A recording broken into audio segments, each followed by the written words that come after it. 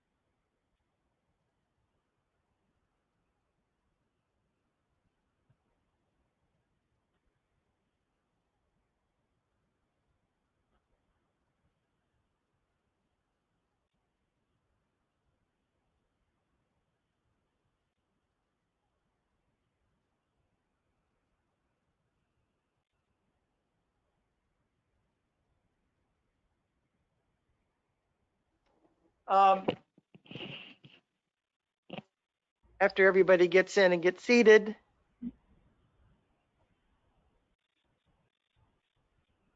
we'll go ahead and move forward. We have with us today from TDEC, Mr. John LaCroix, who is their communications representative. Is that close enough, John? I'm going to get it right before the year's over. And Mr. Pat Flood.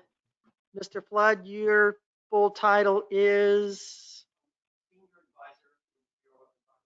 Thank you very much. I have listened or watched you at meetings before with the city of Oak Ridge, so I kind of knew a little bit about your background. And I'm really welcoming you today because I'm glad to see you here. There she is. Can I have a motion to move the mayor onto the agenda? Sure. Chairman, I'd like to make a motion to add Mayor Frank to the agenda. Do I have a second? Thank you. All in favor? Aye. Aye. Any opposed? Mayor Frank, would you like to go ahead and give a short synopsis or synopsis on the meeting that or information that you're bringing back that's relevant to today's meeting?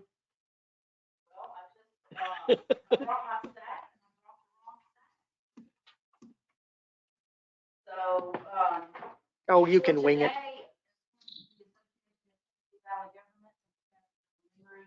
There wasn't anything new to the county as far as anything related with Bull Run. In fact, the information that they presented just mirrored what we're already aware of. And then the other topics of discussion were on the research center there in Huntsville, the 7 states power initiative, and then utility providers talked about the agreements with the local utility providers. And then there are 5 that have not agreed. And so they talked a lot in detail about that litigation. The only other thing that I have that might be of interest to you from the intergovernmental standpoint is I got an email today from Jay Mullis, the manager of the Office of Environmental Management.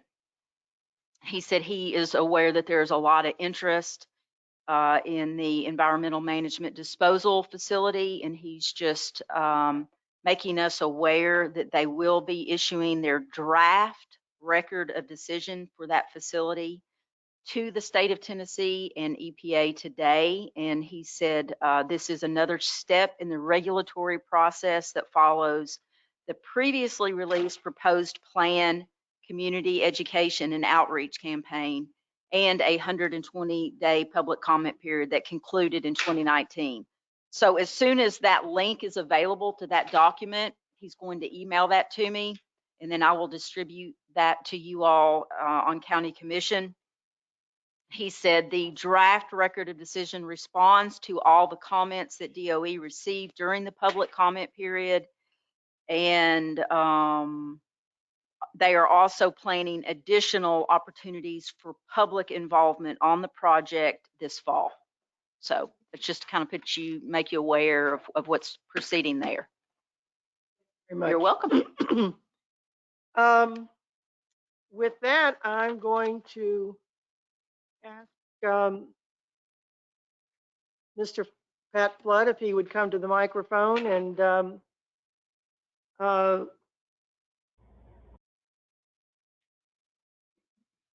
Commissioner Creasy.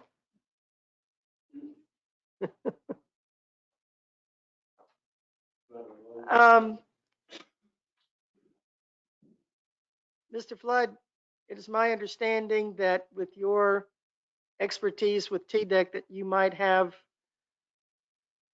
information or help us understand what we may be needing to look for from TVA as far as the closing of Bull Run and that sort of thing. You want to give a little background of your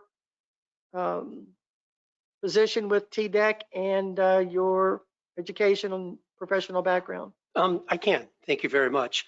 And you've heard this before, so feel free not to listen. So Chuck had retired, and I think everyone in the commission knew Chuck had. So he retired, fully retired last October, and then I was brought down into the commissioner's office. Not that any one person can take Chuck's place, but they've asked me to pick up some of the technical duties that Chuck had. Prior to moving down to the commissioner's office, I was the director of the Division of Solid Waste Management and had been director of the Division of Solid Waste Management since 2012. So a fair amount of time. And prior to that, I was in the private sector. I was frankly a landfill design guy, solid waste engineer. So, and that is my technical background. I am an engineer, bachelor's and master's degree in geotechnical engineering, and I have spent the bulk of my career with solid waste disposal facilities, cleaning them up where they leak. They don't leak so much anymore. We're very proud of that, but we have had to clean some up in the past, and that continues to today. And then designing cap and closure systems. So they've asked me to step in, and I've taken on a number of duties for TDEC, one of which is to work on the TVA program. So is that kind of what you wanted? Oh, absolutely. I think I mentioned possibly prior to the meeting starting that you were before the city of Oak Ridge at a similar meeting where you were answering questions and giving information. And one of the things that caught my attention was a nickname that you have that you alluded to. Uh-oh. Mr. Landfill? Well, I don't know. I've been called a lot of names in my life, but I don't recall Mr. Landfill being one of them.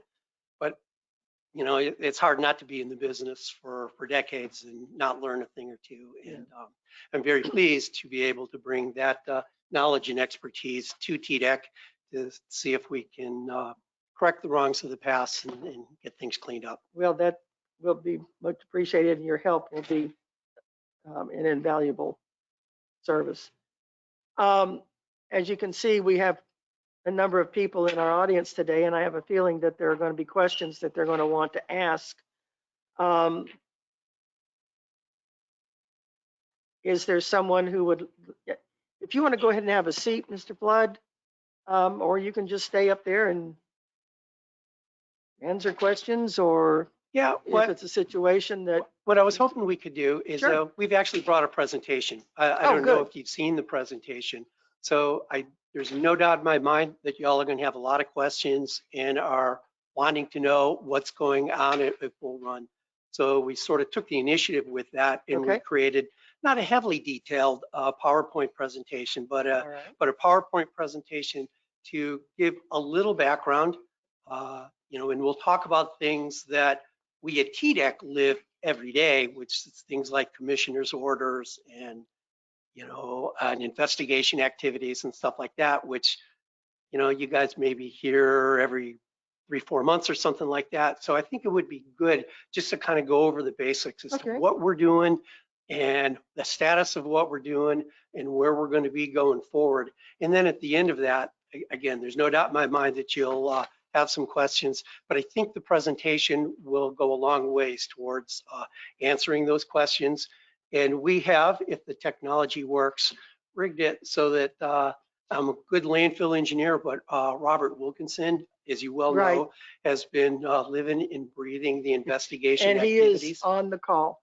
And so if we can if we can bring up Robert and the presentation, Robert's all ready to go through this, and hopefully it'll answer a lot of your questions. I'd be shocked if it answered all your questions. Thank you very much. Yeah, this is Robert. Can you hear me? Absolutely can. Thank you for being with us today. Absolutely. I apologize. Yes, I am. I'm sitting in the desert in Arizona right now. So, but glad to be here. Appreciate the opportunity to give Anderson County Commission and the community an update on what we've been doing at Bull Run. If you could go to the next slide, please. We'll go over a little bit of background on the commissioner's order and the work that we're doing with TVA for the investigation. Give you an update on the investigation itself, where we are in the process, some of the information we've obtained so far, and also a little bit of additional work that we've been doing out there with the investigation.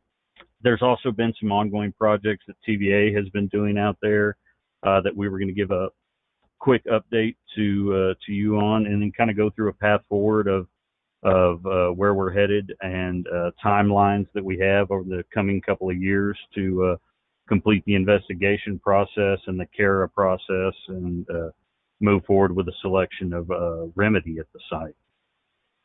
Next slide, please. For those who aren't familiar, we have a document called OGC 15-011177, which we collectively call the Commissioner's Order. And it's an administrative order that was put in place with TVA by TDEC that had two primary purposes. It was to establish a transparent and comprehensive process for the investigation, assessment, and remediation of unacceptable risks resulting from the management and disposal of CCR at TVA's coal-fired power plants in Tennessee. And we were also working through the order to coordinate the implementation of the federal CCR rule to ensure that it is in compliance with Tennessee laws and regulations that govern the management and disposal of CCR. Next slide, please. The primary elements that we had for the Commissioner's Order were three phases, which we broke out into investigation, assessment, and remediation. The investigation portion required that TVA develop an environmental investigation plan for each site that, when approved by TDEC and implemented, will provide the information necessary to fully identify the extent of soil, surface water, and groundwater contamination by CCR at CCR facilities in Tennessee. We are currently coming to the end of the investigation phase, and at Bull Run, we have been collecting a vast amount of groundwater data, soil data, data on the CCR material itself, structural stability data, data about the geology, the hydrogeology. So it's been a very robust and thorough investigation. The next step in the process requires TVA develop an environmental assessment report that is an analysis of the extent of soil, surface water, and groundwater contamination by CCR at the site. That report will be submitted to TDEC for review. We will be commenting on it, providing our interpretation and feedback to TVA regarding the data that is generated as part of the investigation.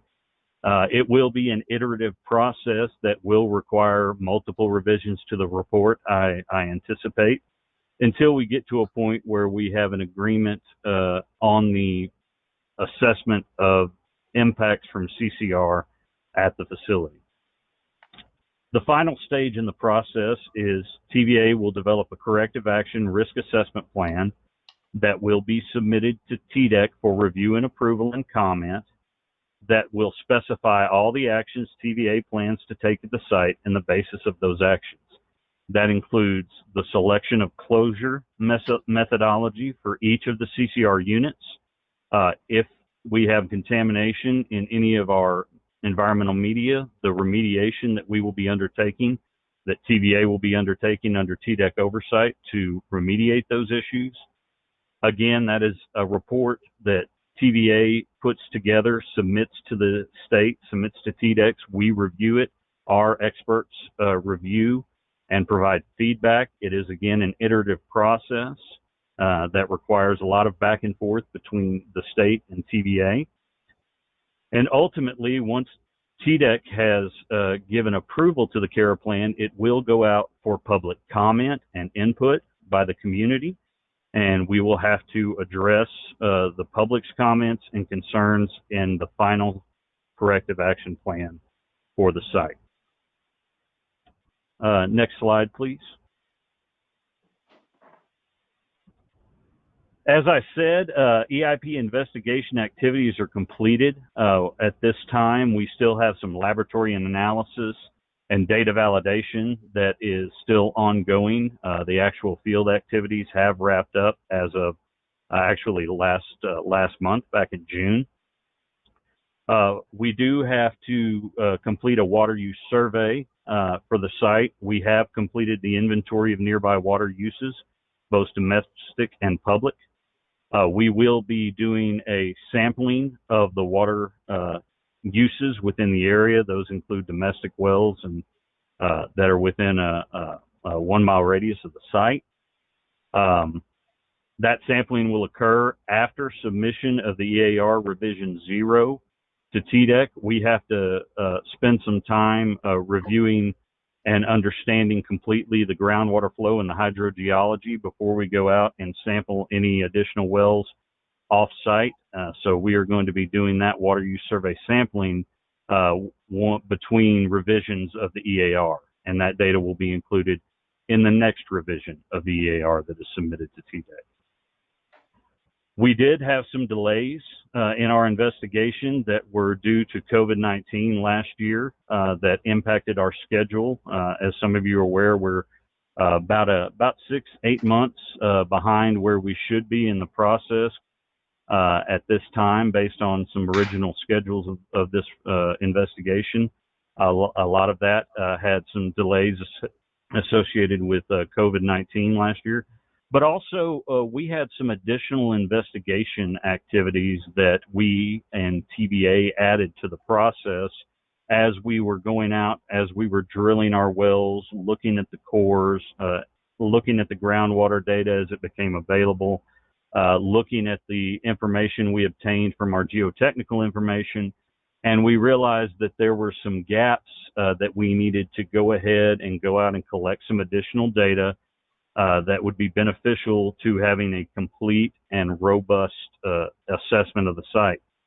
Some of the things we added included some surface geophysics work associated with the Bull Run facility, looking to get a better mapping and understanding of the fault lines in the area, what the subsurface looks like as far as geology, material type. We know it's a very complex geology at Bull Run, so we decided to add surface geophysics. We also identified that we needed to collect some additional seismic geotechnical data associated with that to do a proper stability assessment. So we added a collection of that type of data. That included some additional installation of borings at the site and also quite a bit of additional geotechnical lab work.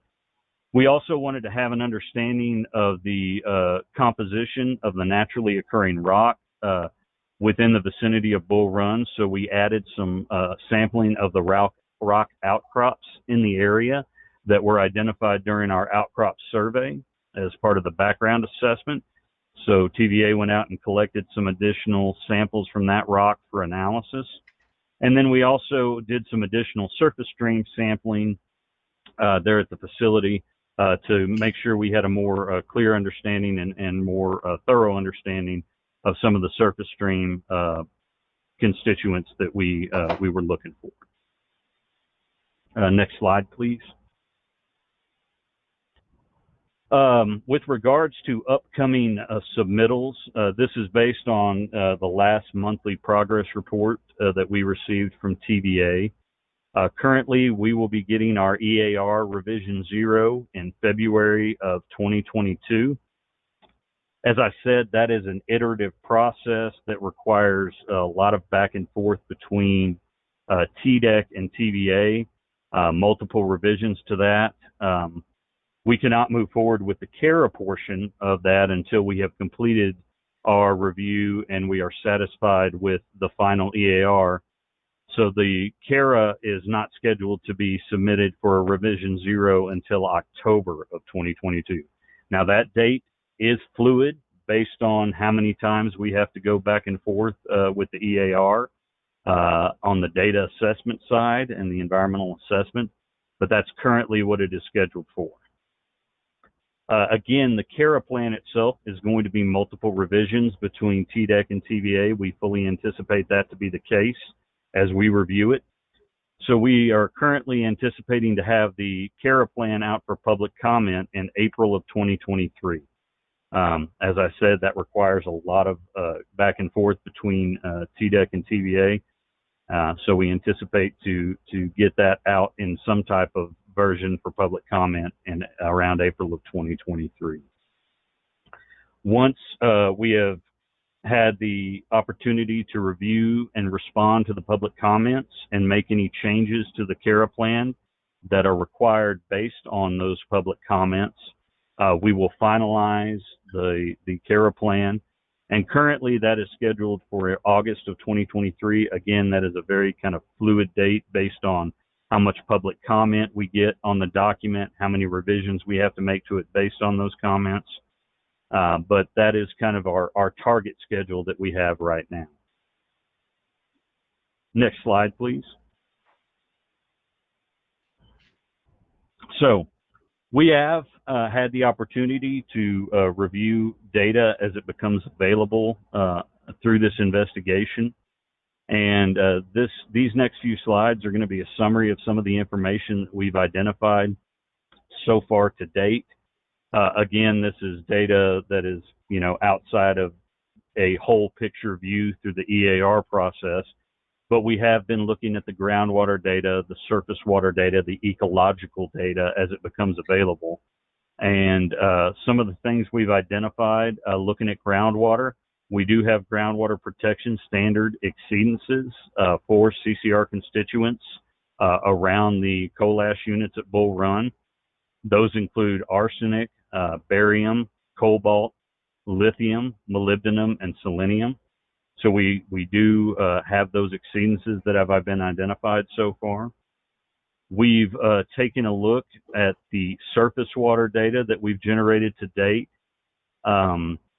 They have been compared to some conservative ecological screening values, just to give a kind of a feel for what we're looking at. Again, this will be completely analyzed and addressed in the EAR process, but we did identify some exceedances in Worthington Branch. That is the creek that kind of runs adjacent to the plant, almost through the middle of the plant there. And we did identify some selenium exceedances in surface water in Worthington Branch. We did not identify any surface water exceedances in either Bull Run Creek or Clinch River that we've seen yet in this data. Next slide, please. We took a look at the sediment data as well. Sediment samples were collected in Worthington Branch, Bull Run Creek, and the Clinch River. And we looked at those and compared them to some conservative ecological screening values as well. That will, again, I say, be addressed completely in the EAR. For Worthington Branch, we did see some exceedances for selenium, for arsenic, barium, beryllium, mercury, and nickel adjacent to the facility in those sediments. In Bull Run Creek, we saw exceedances for selenium, arsenic, beryllium, lead, and nickel in the sediments, but we also saw that both upstream of the plant and adjacent to the facility. We did not see any exceedances downstream of the facility in Bull Run Creek. For the Clinch River, in the sediments in the Clinch River, we did identify some exceedances of arsenic and copper in the sediment for those conservative ecological screening values, and those were seen both adjacent and downstream of the plant. Next slide. One of the things that we were concerned with, especially given that we identified some exceedances of screening values in the sediment and the surface water, was does it appear to negatively impact the biological populations near the Bull Run plant? And we did some sampling of fish tissue out there. We took samples of fish from all of the trophic levels that we could look at, from the bottom feeding catfish to the midstream swimmers to the upstream swimmers. We also did an assessment of the mayfly population in that, and we did a assessment of the benthic invertebrates as well. And for each one of those, in all of the areas that we sampled, there were no apparent impacts to fish tissue, mayfly, or benthic invertebrates that were identified so far in the investigation. Again, this data will be collectively looked at. We will be comparing the data from the sediments to the surface water to the biological data that we have, along with the groundwater data, to get a better holistic picture of what the concerns are at Bull Run, but as part of the EAR process. But this is kind of what we have seen so far in our review of the data. Next slide, please.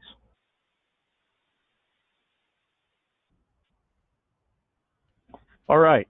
There have been several projects that have been ongoing at the Bull Run facility. Some of those projects are TVA has undertaken for compliance with the federal CCR rule. Some of the projects have been for compliance with their state landfill permits that they have at the facility. This is just a quick summary of the projects that TVA has been working on. As part of the process, TVA did submit work plans for projects to TDEC to review prior to beginning any of these type of work. One of the big ones that's happened during the course of the investigation is TVA did elect to close Stilling Pond 2C by removal and replace that unit with a process water basin for process water management. They excavated a little over 45,000 cubic yards of ash from the Stilling Pond and placed it in the on-site landfill. They also removed an additional 1 foot of soil from the base of the unit to make sure they removed as much of the CCR material as they possibly could. They also collected analytical samples from the base of the excavation. That data is also going to be included in the EAR. TVA and at TDEC's request kind of took the opportunity to collect some additional data on the soil beneath that CCR unit so we could assess that as part of the EAR. And then TVA installed a liner and constructed a process water basin within the former footprint of the Stilling Pond. Also, TVA has placed temporary cover on the bottom ash disposal area and gypsum disposal area that are located at the facility. that was an effort by TVA to improve stormwater drainage and also limit infiltration into each one of those units. That is a temporary cover. That is not a final cover or final selection of remedy for either one of those units. That will be completed through the CARA process. But it was some proactive work that TVA did to put some temporary cover on those two units. Also, they did some work at the gypsum disposal units to improve stormwater drainage in that unit as well. Next slide, please.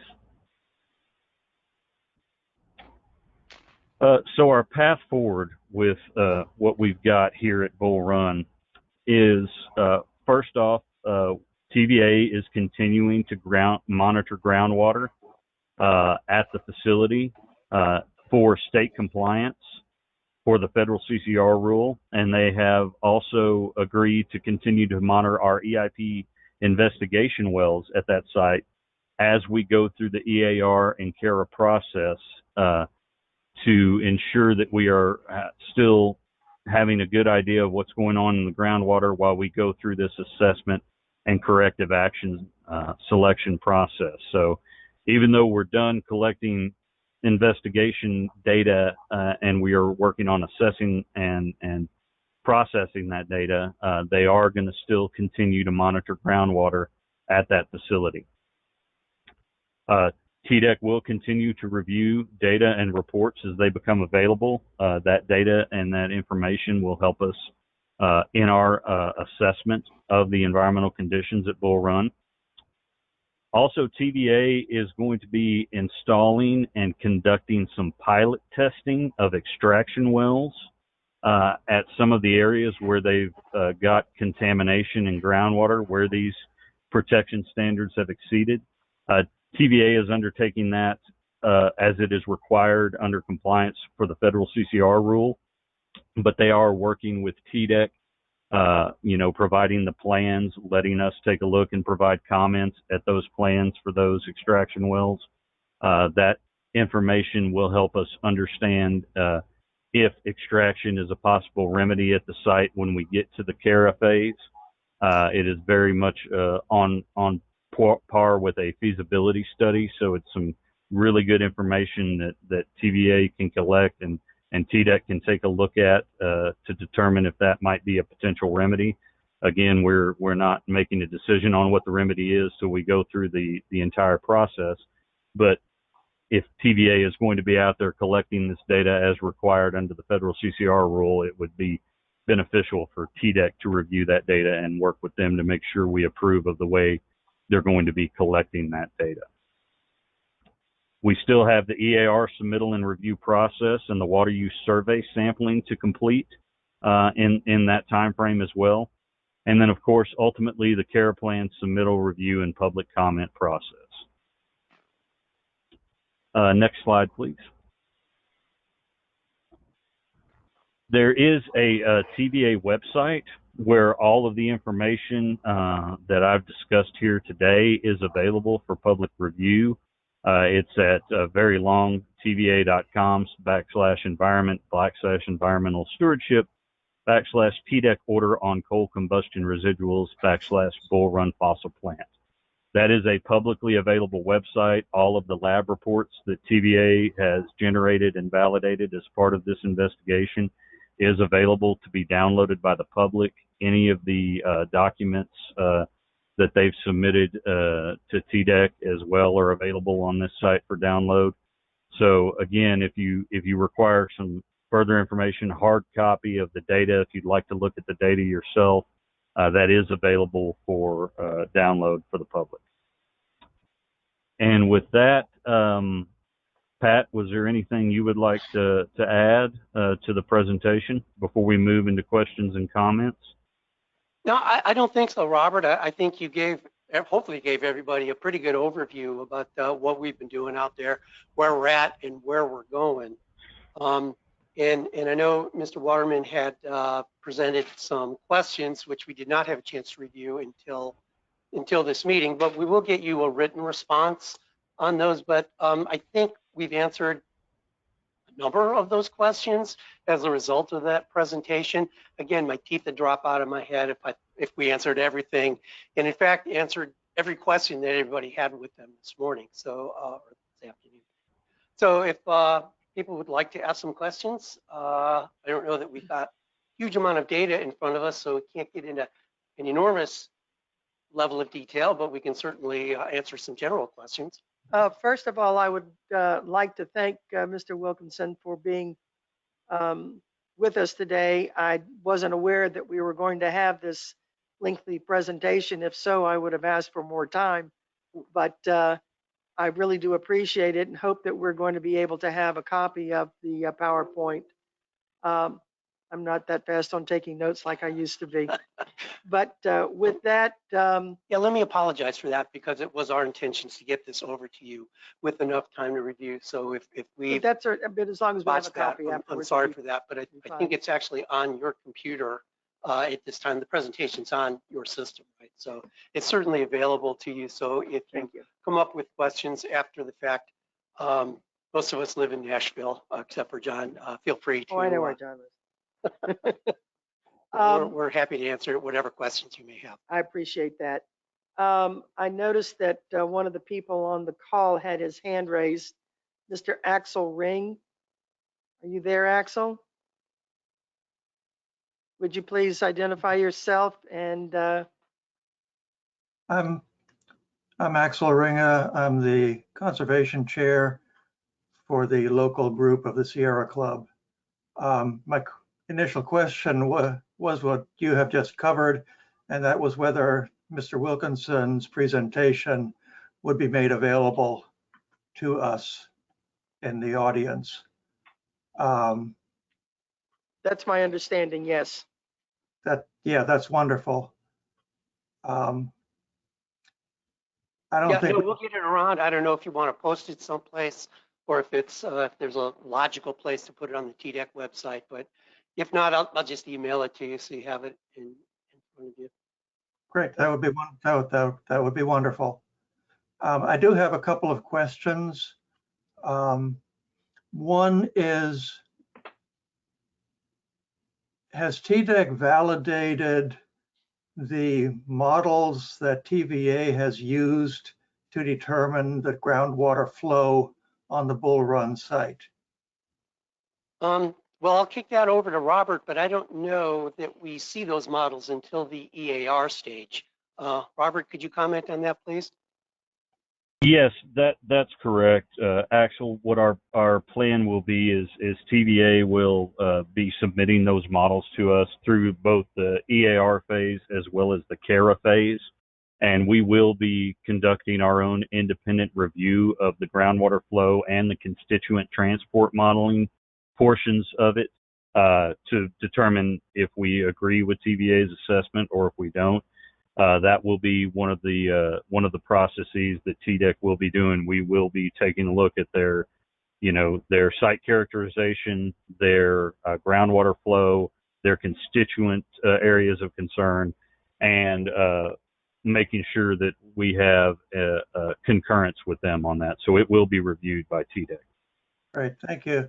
Yeah, I had been given information sometime previously that TVA was basically using an isotropic model for the groundwater flow.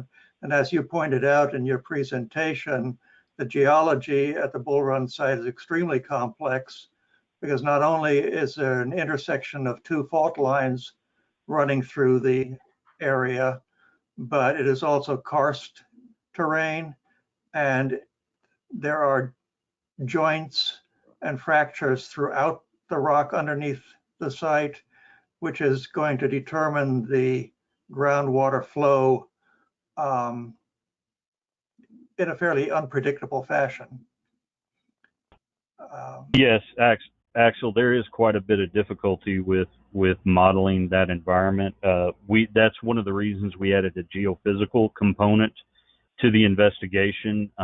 We wanted to make sure we ran some geophysics to help us identify some of those fractures, those faults, So when we placed our wells in those areas, we were very likely to intersect some of those flow regimes.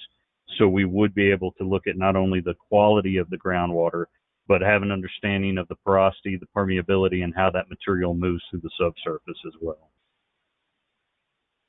Great. And we also did downhole geophysics. Just sorry, I forgot to mention that. We had them do downhole geophysics once we had identified those areas as well. Great. Thank you. I think that's all I've got for now. Very much. Mayor, you had your hand raised.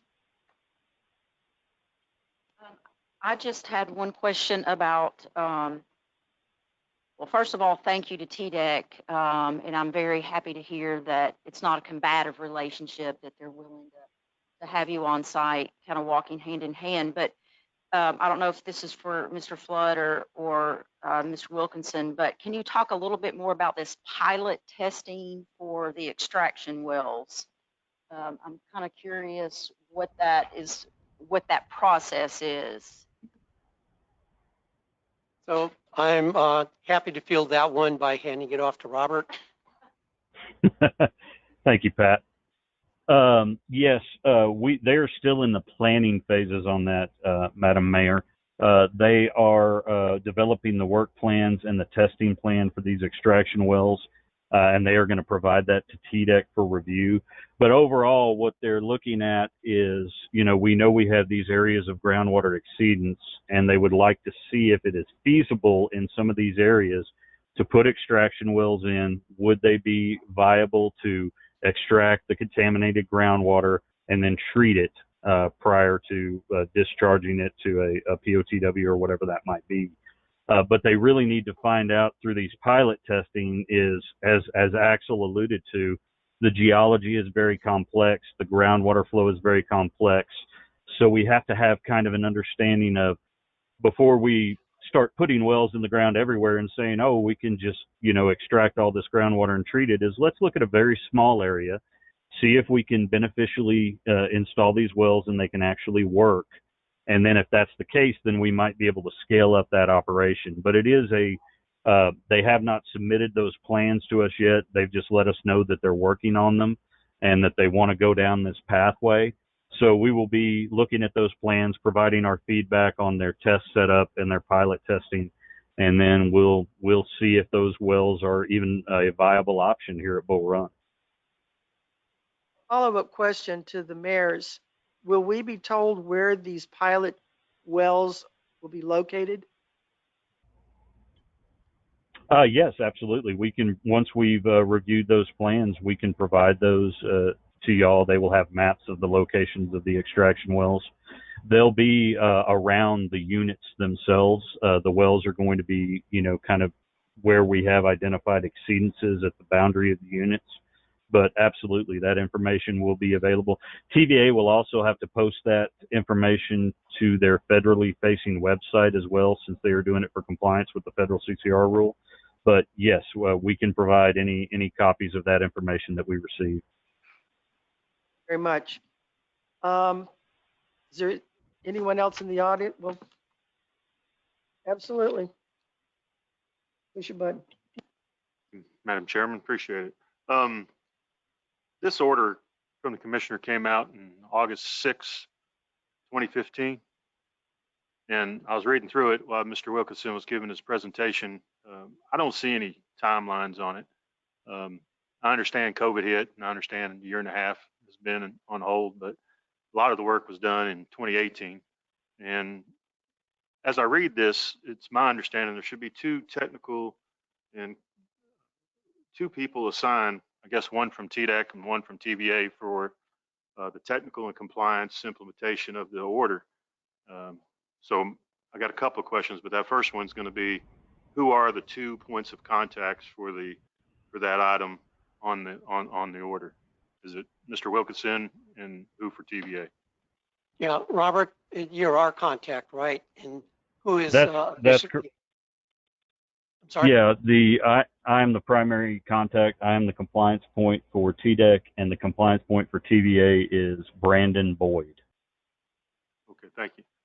Then, as I read more, it looks like to me what happens here is TDEC is performing your own test, correct?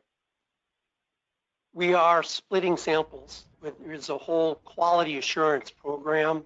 It's described in a document known as the Quality Assurance Project Plan, and it is on the website. It's a long and tedious document, I will tell you, but we are splitting samples to confirm the results that TVA is seeing. We could do a presentation just on our QA activities if that would be of interest. Well, I guess what intrigued me is it looks like any cost TDEC incurs, you submit a bill to TVA to get reimbursed for those costs in this order. Is that right? That is correct. Kind of odd to me, you know. Well, But it's basically cost reimbursable, which is pretty much the way our division of remediation works. This is a little bit more streamlined and makes it easier for us to add personnel and add resources where we need resources. Well, I'm not arguing that. It just seems a little odd to me, being in the years of life that I've been in, that an entity such as TDEC would issue an order, do the research, test, investigation, then hand the bill to the people they're investigating. That seems a little odd to me. Might be normal for others, but for me, it's odd. And I'm not here to say there's anything underhanded going on. It just seems odd. You know, it takes away that third party type of investigation from my perspective, but I'm just one person. But I do live in Claxton, and Bull Run's in my district, Mr. Fritz's district. The other item I see in here is, so I want to see timelines at some point, and I know I can go to the website, and I went to the websites, and I see the curve charts and the pie charts and where you're at and where they're at, but I don't see any dates. And it seems like the dates have all went away. And I imagine this order was originally developed by TDEC as a reaction to the 2008, 2009 Kingston ash spill and the need to get the arms around coal ash and make sure it's properly stored and safely, environmentally, and all that kind of good stuff. But you know, I feel like the timelines have kind of just drug on, and you know, it's so there's more studies, more research, more studies, more research, but nothing seems to be happening. You know, and I understand COVID, I respect that, but so I read on, and there's this fine. Has there been any assessments of civil penalties in the study so far? Anything that they haven't done, you know, per non-compliance? And then I look at the fine and I go, $5,000 per non-compliance. Who come up with that? And I read on, and what happens after that? I mean, TVA can stroke a check for $100,000 and just go, hey, thanks. I mean, I don't know who come up with 5,000, but I get charged more than that for being late on a credit card payment. I mean, so then there's $1,000 for each day of the non-compliance is remediated. I suspect there's been no fines to this date because nothing's done yet. So the order is different. There was other instruments that were issued after the Kingston disaster. So, and I'm not prepared tonight to talk about those, but I can chase those down and find out what penalties were issued and how much were collected. I just don't know off the top of our head, but the purpose of that order was to drive that direction, to make some things happen. And I would argue that we've made very good progress. And when we get into the corrective action phase, you will see the results of that progress. But in terms of corrective action, going in, when we started investigating, we didn't honestly know at Bull Run or at any of the other sites that we're looking at what the best path forward was. So we had to collect data, and I will tell you, our ability to make decisions and to identify the best corrective action is largely a function on the good data that we collect. The better the data, the better our decisions regarding corrective action. So I get it. It seems slow. It seems slow to us too, but it's the kind of thing that we need to grind thoroughly and make sure that we get all the data we need to make a good decision. And the last thing, Madam Chairman, is, I guess I'm just trying to understand the data that you've got, you spoke of, it's been presented today to us. I mean, I forget all of them. I don't want to say words that I can't remember, but it seems like there was nickel, there's maybe cesium, I can't remember, but those are items that would qualify for, a fine, wouldn't it? I mean, you have the data, you've reported to us. I mean, seems like there'd be some fines being issued. But I understand there's this process we got to go through. But from my perspective, I was impressed with TDEC when you first came out with this. It really made me feel good that TDEC, as a state, we were stepping up to make sure our citizens are safe. And, I was really excited. But 6 years later, I'm getting a little bit perturbed when I'm reading this stuff and I'm going, you know what? Maybe it's a merry-go-round. Let's see how much research we can do. Let's see how many bills we can turn in. Let's see how many invoices we can get in. In the meantime, the people in our district keep living in it. I was for keeping the coal ash in place, but what I'm seeing now, I'm not for it. In fact, I'm a little bit upset that it continues to sit there and our people continue to live in it. And what's worse is TDEC knows it. And what's even worse is TVA knows it. So we're sitting here going, what are we going to do? Well, and I would suspect in the year 2035, we might have some resolution to this little project. And the only thing that happens in the meantime is TDEC keeps doing tests, TVA keeps kicking the ball down the field, and nothing happens. So I apologize, I'm upset. But that's my role as an elected official for that district, is to support the people, and that's what I'm going to do. So, Madam Chairman, I'm done with the questions. So I just need timelines at some point from somebody. I got the contacts for the two designees, and my main thing is I need timelines on that commissioner's order. Thank you, Madam Chairman. Ms. Todd?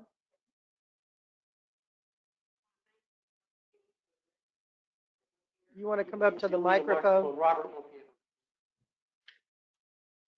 And just please give your name and your address, please.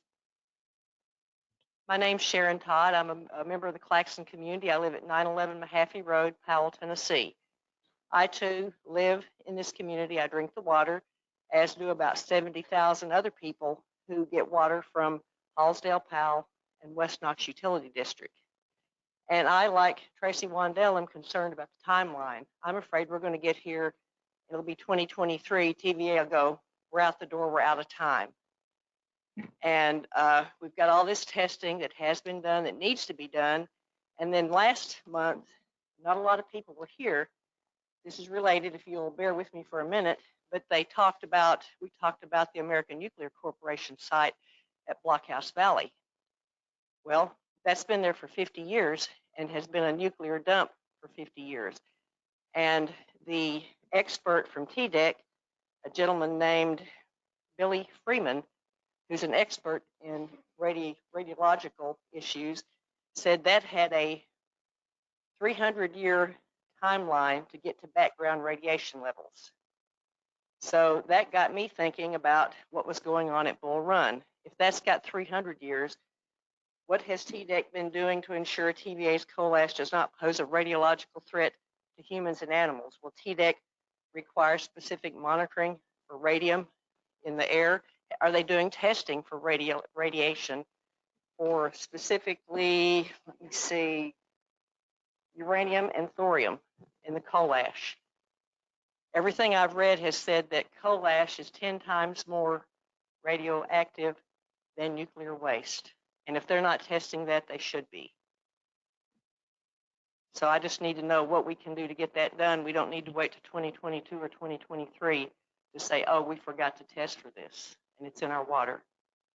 And it's in our soil. So that's all I have to say. Thank you very much.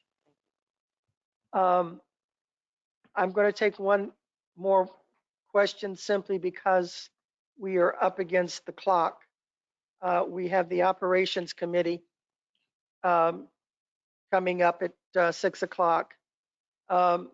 Yes, sir, you had your hand raised. My name is Jason Williams, and I'm a coal ash, well, I'm gonna say not a worker, I'm a surviving coal ash worker. My question is, has anybody checked for radiation exposure? Anybody answer that question? Robert, could you hear that question? Mr. Wilkinson? Yes. We are sampling for both radium-228, 226, and total combined radium in groundwater, coal ash, and soil and surface water at the facility. Can we put the slides back up on the screen and talk about where the water was contaminated, like the clinch and all that? Is that I wish possible? we had time right now, Well, but we don't. I'm gonna iterate on what he said. I've been to every meeting just about. Yes, you And we have. was in a Claxton meeting, and me and him were both told, because I live in Claxton, that Bull Run Creek was safe. It's not contaminated because it's upstream. Now they're just telling me here that it's not safe. It's contaminated. Okay. They said they checked the fish and the mayflowers. Have they checked the geese? You see the geese out there dead, swelled up on the bank. And has anybody checked the geese or the ducks? Mr. Wilkins? Question. Mr. We have Wilkins? looked at, yes, we have looked at the benthic communities, the fish tissue, the fish communities, and the mayfly communities for bioaccumulation of CCR constituents. I understand But we that. have not, we Have you have checked not geese? tested, tested geese or ducks. Okay, that's the one that's dying. Why would you not check them? The fish are not dying. Across the street from my house, there's a Waggles. There was probably 8 million mayflowers there the other day, flies there the other day. They're not dead. The geese and the ducks are dead. The workers are dead. I'm the only one left in this room from last year of the workers. Do you know what radiation exposure is? Do you know what the symptoms of that is?